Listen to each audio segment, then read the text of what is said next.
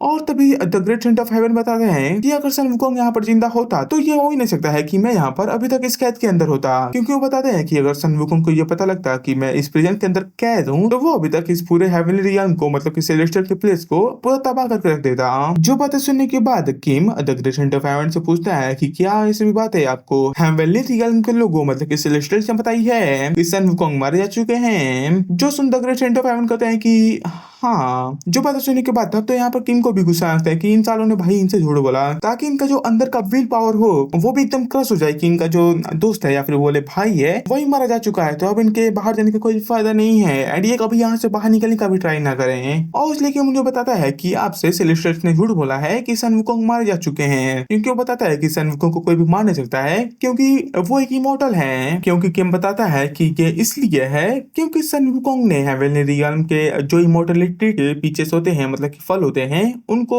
खा लिया था एंड उन्होंने एक फल को नहीं खाया था बल्कि उन्होंने सारे फल को खा लिया था, जिस वजह से उनको पता नहीं कैसे बट इमोर्टलिटी का पावर मिल गया था। और इसलिए क्या बताता है कि मैंने वैसे ही एक और पेड़ से इस फल को लाया है जो कि फुल ऑफ माना है, जिसका कि इस्तेमाल करके आप अपने पावर को रिगेन कर सकते हैं। क्योंकि आप यहाँ पर काफी लंबे समय से कहते हैं तो ये आपको हेल्प करेगा अपने पावर्स को एंड अपनी स्ट्रेंथ को रिगेन करने में। और उसके बाद से किम सन वुकोंग के बारे में बताते हुए the great saint of heaven से बताता है कि जो सन वुकोंग है वो 5 एलिमेंटल माउंटेन, जिस माउंटेन के अंदर वो पैदा हुए थे, मतलब कि माउंट हुआ अगर शॉर्ट में बोले तो वो वहां पर काफी सारे स्पेल से कैद हैं, जिस वजह से वो यहाँ पर आपको बचाने के लिए नहीं आ पाए। और इसलिए किम कहता है कि मैंने आपके बारे में सुना है कि आप इस पूरे टावर के अंदर सबसे ज्यादा अच्छा स्पेल कास्ट करते हैं। और इसलिए किम कहता है कि मैं इसलिए आपके पास आया हूँ ताकि आप यहाँ पर मेरी हेल्प कर सकें, जिससे कि मैं सन वुकोंग को उस कैद से बाहर निकाल सकूं। किम की सभी बातें सुनने और समझने के बाद the great saint of heaven जो होते हैं वो किम के हाथ से वो जो फल होता है जिसके अंदर काफी सारे पार्ट्स होते हैं अब वो अब उसे लेकर खा लेते हैं, जिससे कि जो उनका पूरा स्ट्रेंथ होता है अब वो रिगेन होने लगता है एंड इसीलिए वो अब यहाँ पर काफी गुस्से में आते हैं, जिन्हें इतने गुस्से में देखकर किम भी अपने कुशन को निकालता है और वो जिस प्रिजन में होते हैं वो उसे बीच से काट ही देता है। जिस शॉट को देखने के बाद the great saint of heaven पहचान जाते हैं कि आखिर ये कौन सी शॉट है, इसलिए वो किम से कहते भी है कि तुम्हारे हाथ में तो काफी अच्छी शॉट है। जो सुन किम भी कहता है कि हाँ शुक्रिया इसके लिए, लेकिन अभी हमारे पास इन सभी बातों के लिए टाइम नहीं है तो इसलिए हमको यहाँ से जल्दी से निकलना होगा। लेकिन वो यहाँ पर ये सोचता ही है तभी वहां पर सन वुकोंग का एक स्टिक आके लगता है जो कि और किसी का नहीं बल्कि सन वुकोंग के एक क्लोन का होता है। और जब यहाँ पर the great saint of heaven ऊपर देखते हैं तब वहां पर हमें सन वुकोंग का एक क्लोन दिखाता है जो यहाँ पर the great saint of heaven को देखने के बाद उनसे कहता है कि बिग ब्रदर आखिर आप यहाँ पर क्या कर रहे हैं, चलिए हम सब बाहर चलते हैं। और यहाँ पर अभी तक सेलेस्टियल गिल्ड के अंदर भी ये खबर पहुंच चुकी होती है कि जो बुल किंग है या फिर बोले the great saint of heaven है वो अपनी कैद से आजाद हो चुके हैं। और ये बातें सुनने के बाद जो सेलेस्टियल का एक बंदा होता है वो अर्नंग से कहता है कि हो ना हो अंदर का भी कोई बंदा सन वुकोंग से मिला हुआ है जिससे कि उन्होंने बुल किंग को आजाद कराया है। और इसलिए वो अर्नंग से बताते हैं कि कुछ लोगों से ये भी खबर आई है कि जो सन वुकोंग है उनके साथ एक और बंदा था जो कि और कोई नहीं बल्कि किम युआन था जो कि उनकी हेल्प कर रहा था। जो बातें सुनने के बाद अर्नंग भी भाई यहाँ पर सोच में पड़ जाते हैं कि मैंने उससे कहा था कि भाई तुम थोड़ा सा अपने पावर्स को मुझे दिखाओ कि आखिर तुम क्या क्या कर सकते हो एंड इसलिए वो भाई यहाँ पर सोच रहे होते हैं कि वो अपनी पावर्स को क्या मुझे ऐसे दिखा रहा है कि उसने भाई यहाँ पर जो बुल किंग है उन्हें ही आजाद करवा दिया। एंड इसलिए वो कहता है कि क्योंकि अब यहाँ पर जो बुल किंग है वो आजाद हो चुके हैं तो उनका जो नेक्स्ट गोल है वो हमें पता ही है कि आखिर वो सभी कहाँ जाएंगे जो कि और कोई नहीं सन वुकोंग होते हैं। और इसलिए मुझे यहाँ तक लगता है कि जो सेलेस्टियल गिल्ड के पूरे लोग हैं वो सभी अब माउंट हुआ को जाने वाले हैं ताकि वो सभी सन वुकोंग को आजाद होने से रुक सकें। तो क्योंकि अब किम और सन वुकोंग ने मिलकर the great saint of heaven को रेस्क्यू कर लिया होता है तो इसलिए वो सभी बाहर आते हैं। बाहर आने के बाद the great saint of heaven game से कहते हैं कि अब हम सबको ऊपर जाना होगा मार्बल माउंटेन से ऊपर, ताकि हम सब जिन स्पेल्स ने सन वुकोंग को वहां पर बांधा है उन सभी को तोड़ दें एंड वहां से उसे बचा लें। लेकिन the great saint of heaven बताते हैं कि ये पॉसिबल नहीं होने वाला है कि हम तीनों वहां पर चले जाएं क्योंकि वहां पर काफी अधिक सिक्योरिटी बढ़ चुकी है एंड उसी के साथ जो बॉर्डर है वो और भी अधिक बढ़ चुका है एंड वहां पर काफी सारे जनरल्स एंड रैंकर्स भी आ चुके हैं। तो इसलिए हम तीनों का वहां पर उन सभी का सामना करना ये तो पॉसिबल नहीं होने वाला है। जो सुन किम कहता है कि आपको चिंता करने की कोई भी जरूरत नहीं है क्योंकि हम सब बस यहाँ पर तीन नहीं हैं बल्कि और भी लोग हैं जो कि यहाँ पर आ रहे हैं। एंड उसके कहते के साथ ही हमें ऊपर आसमान में दिखाता है जहाँ पर सन वुकोंग के जितने भी क्लोन्स होते हैं वो सभी बारी बारी करके आने लगते हैं। जिन क्लोन्स को यहाँ पर आते हुए देखने के बाद the great saint of heaven कहते हैं कि सन वुकोंग ने तो अपने से भी चालाक बंदे को अपना दोस्त बना लिया है एंड इसलिए वो किम से पूछते हैं कि आखिर तुम दोनों इतना अधिक क्लोज कैसे आ गए क्योंकि तुम दोनों की जो पर्सनालिटीज हैं वो तो एकदम ही अपोजिट हैं। और इसलिए the great saint of heaven Kim से कहते हैं कि क्योंकि अब यहाँ पर जितने भी सन वुकोंग के क्लोन्स है वो यहाँ पर आ रहे हैं तो हम सब एक बार ट्राई कर सकते हैं सन वुकोंग को छुड़ाने का क्योंकि तुम भी कैपेबल हो, क्योंकि मैंने तुम्हें देखा था कि आखिर तुमने कैसे अपने शॉट की सहायता से उस प्रिजन को तोड़ा था। इवन दो तुम हम सभी में से भले ही सबसे ज्यादा कमजोर हो, पर फिर भी हम सब तुम्हारे ऊपर ट्रस्ट कर सकते हैं। लेकिन तभी the great saint of heaven Kim से कहते हैं तुम पता नहीं क्यों पर दूसरों से काफी ही अलग स्मेल करते हो। जो बात सुनने के बाद भाई किम तो अपने आप को समझ लगता है कि भाई मैं तो आज नहा हो गया हूँ यार, तभी ऐसा क्यों बोल रहे हैं। जिसे ऐसा देख बुल्किंग कहते हैं कि नहीं नहीं, मैं इस स्मेल की नहीं बात कर रहा हूँ, बल्कि मैं किसी और स्मेल की बात कर रहा हूँ जो कि नॉर्मल आंखों से और ना ही नाक से सूंघा जा सकता है। एंड उसके बाद से जो बुल्किंग होते हैं वो किम को सूंघते हैं, और वो जैसे जैसे किम को सूंघ रहे होते हैं वो काफी सारे नाम लेते हैं, जैसे कि सन वुकोंग, हरकुलस, ज्यूस, ओडिन, मिमिर, और उसके बाद से वो जो आखिरी में नाम लेते हैं वो होता है क्रोनोस। जो नाम सुनते के साथ ही किम भी यहाँ पर काफी हैरान होता है। एंड इसको भाई देखो, इसे इसे लग रहा है कि सांप सुन गया है भाई को। एंड इसलिए किम भी बुल्किंग से कहता है कि क्या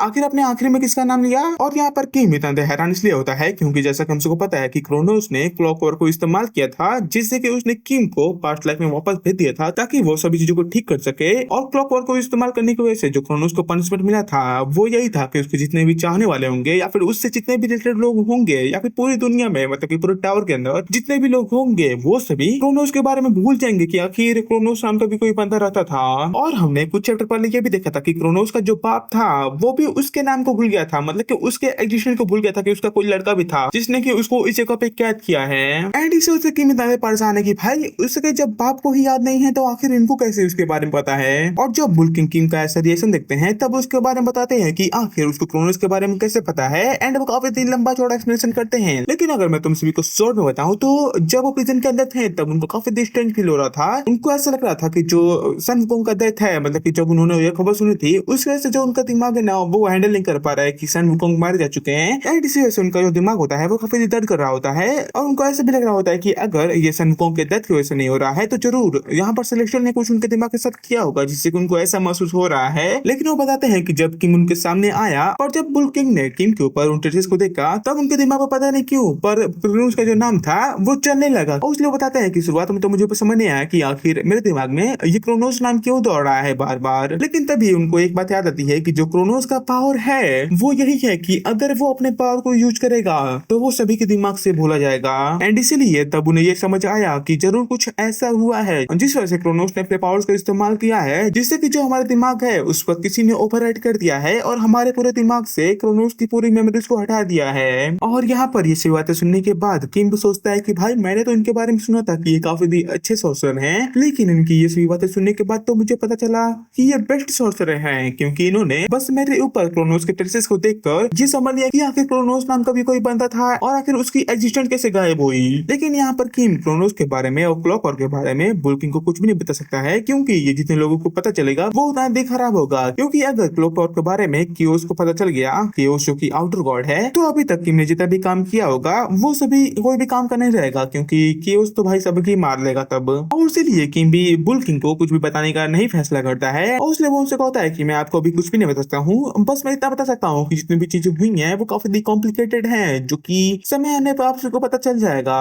जो बात सुन बुल्किंग भी कहते हैं कि हाँ मैं भी समझता हूँ कि सभी के पास कुछ ना कुछ सीक्रेट होते हैं जिनके बारे में हमें जानना नहीं चाहिए, लेकिन इसलिए वो कहते हैं कि मेरे पास भी कुछ अपने सवाल हैं जिनके बारे में मुझे जानना है, तो इसलिए मैं चाहता हूँ कि तुम उन सवालों का मुझे जवाब दे दो। क्योंकि जब मैं प्रिजन के अंदर गया था उसके बाद से काफी सारी चीजें हुई हैं जिनके बारे में मुझे जानना है। जो बात सुनने के बाद किम सोचता है कि मैंने यहाँ पर इनको क्रोनोस के बारे में भी कुछ नहीं बताया है, एंड अगर मैंने इनके इस सवालों का जवाब भी नहीं दिया तो इनके दिमाग में कोई ना कोई मिसअंडरस्टैंडिंग आ जाएगी जो कि हमारे प्लान के लिए काफी खराब होगी। और इसलिए किम फैसला करता है कि यहाँ पर वो उनके सवालों का जवाब देगा। जिसके बाद किम बुल्किंग को सभी चीजों के बारे में बताता है कि आखिर उनके प्रिजन में जाने के बाद बाहर क्या क्या चीजें हुई हैं। और यहाँ पर किम ने यूरेनस हार्ट के बारे में बुल्किंग को बता दिया होता है। और इसलिए जब बुल्किंग यूरेनस हार्ट के बारे में सुनते हैं तब वो कहते हैं कि अच्छा तो वो ट्रेस और कोई नहीं बल्कि यूरेनस हार्ट ही था। जो बात सुन के मुझसे पूछता है कि क्या आप यूरेनस को जानते हो। जो सुन बुल्किंग कहते हैं कि हाँ मैं एक बार ओडिन और क्रोनोस से मिलने गया था, तब मेरी मुलाकात उस समय यूरेनस से हुई थी। और इसलिए बताते हैं कि यूरेनस एक ऐसा बंदा था जो कि काफी से रैंकर्स को अपने साथ मिला कर टावर को क्लाइम कर रहा था और उस टावर को पूरा क्रश कर रहा था, मतलब कि पूरे टावर के अंदर सबसे ज्यादा बड़ी फोर्स बनाना चाहता था। और इसीलिए बुल्किंग किम से कहते भी हैं कि मुझे पता है कि तुम्हारे पास यूरेनस हार्ट है, एंड से वो कहते हैं कि मैं तुम्हें उसे फेंकने को तो नहीं बोलूंगा, लेकिन वो कहते हैं कि एक बात याद रखना कि जब भी तुम उसका इस्तेमाल करो तो अच्छे से इस्तेमाल करो, केयरफुल होके, वरना वो काफी बुरी चीजें कर सकता है तुम्हारे साथ। और मुझे ऐसा लगता है ना कि जो यहाँ पर बुल्किंग है उन्हें यूरोनेसर्ट के बारे में काफी सारी चीजें पता है और इसलिए वो यहाँ पर किम को केयरफुल होने को बोल रहे हैं। जो बातें सुनने के बाद किम भी अब यहाँ पर मान जाता है एंड उसके बाद से वो बुल्किंग को आराम करने को आता है। जो बातें सुन बुल्किंग कहते हैं कि आराम, वेट ए सेकंड, तुम मुझे आराम करने को बोल रहे हो? एंड इसलिए वो कहते हैं कि भाई मेरी जो बॉडी है ना वो एकदम हैवी फील हो रही है एंड इसलिए मैं थोड़ा सा चाहता हूँ कि थोड़ा सा मूवमेंट्स करूँ। तुम समझ रहे हो कि आखिर ये कौन से मूवमेंट्स के बारे में बात कर रहे हैं? एंड इसलिए वो किम से भी पूछते हैं कि क्या तुम भी मेरे साथ मिलके अपने बॉडी को मूव करना चाहोगे? एंड यहाँ हमें पता ही है कि आखिर मूव करने से मतलब क्या है। यहाँ पर ये सभी भाई फाइटिंग करने के लिए चले जाते हैं, मतलब कि डुअल करने के लिए चले जाते हैं और इसीलिए जब वो सभी यहाँ पर डुअल करने वाले होते हैं तभी वहाँ पर जो बुल्किंग होते हैं वो अपने आसपास में एक बैरियर लगा देते हैं। जो उसे देख किम भी कहते हैं कि ये क्या है, ये कोई मानव बैरियर है? जो सुन बुल्किंग बताते हैं कि हाँ तुम समझ सकते हो एंड इसलिए वो कहते हैं कि ये एक कर्टन जैसे है ताकि जो सेलेस्टियल्स हो वो हमारी मैजिक को फील करके यहाँ पर ना सके। एंड उसके बाद से ये कहते के साथ ही जो बुल्किंग होते हैं वो किम के ऊपर अटैक कर देते हैं, जिनके अटैक से भाई किम पीछे चला जाता है और वो यहाँ पर अपने स्वॉर्ड से बुल्किंग के अटैक को रोक भी रहा होता है। और इसलिए जब किम बुल्किंग के सामने आता है तब वो कहता है कि भाई इस टावर के अंदर सिर्फ एक ही हरकुलस नहीं है, बल्कि आज मुझे पता चल गया कि इस टावर के अंदर एक और हरकुलस है जो कि अभी मुझसे फाइट कर रहा है। एंड इसलिए अब किम भी अपने पावर्स को एक्टिवेट कर लेता है और यहाँ पर जब सन वुकोंग के क्लोन्स ये सभी चीजें देख रहे हैं कि जो बुल्किंग है एंड किम है अब वो दोनों आपस में रोल कर रहे हैं, तो इसलिए वो सभी कहते हैं कि भाई बुल्किंग से फाइट करना कोई आसान बात नहीं है। वो जब गुस्से में होते हैं ना तब वो और ज्यादा पावर्स को रिलीज करते हैं, वो तभी थोड़ा सा शांत है, तो हमें देखना चाहिए कि भाई ये कोई मजाक वगैरह नहीं हो रहा है। और सीरियसली भाई यहाँ पर जो भी सन वुकोंग के क्लोन्स ने बोला है ना ये सच है, क्योंकि यहाँ पर ये तो भाई बुल्किंग भाई पूरा फाड़ है बे, ये दिख रहे हो कैसे कैसे कूद कूद के अटैक कर रहे हैं। एंड इसलिए जब किम भी ये देखता है तब वो भी बुल्किंग से कहता है कि भाई हम तो यहाँ पर बस नॉर्मल से डुअल करने थे, ये तो बस एक ट्रेनिंग था, तो आप यहाँ पर इतना सीरियस होकर क्यों फाइट कर रहे हो? एंड इसलिए वो यहाँ पर बुल्किंग से बचने के लिए अपने स्केट फायर या फिर बोले होल फायर को इस्तेमाल करता है, लेकिन बुल्किंग भाई उसको भाई खा लेते हैं, पूरा अपने मुंह में दबा लेते हैं। जो द किंग को भी समझ आता है कि भाई ये आखिर क्या कर रहे हैं, लेकिन तभी जो बुल्किंग होते हैं वो अपने मुंह के अंदर वो जो पूरा फायर होता है उसको बुलेट कैसे फायर करते हैं, पूरा किंग के ऊपर ही फायर कर देते हैं, उसी के फायर उसी के ऊपर फायर कर देते हैं।